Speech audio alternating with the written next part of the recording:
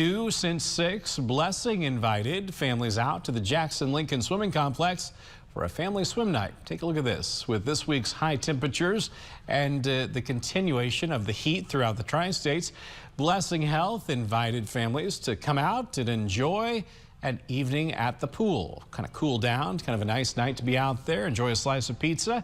Had some music out there as well. Party organizers say this time of year is the busiest time for heat-related injuries. Time of year where we start to see heat-related injuries at our express drive-through clinic and our walk-in clinics. So staying out of the direct sun, drinking plenty of fluids, taking lots of shade breaks if you are outside, those are all really important factors. And this is just one of the many family swim nights at the swimming complex. They will have multiple swim nights throughout the summer. If you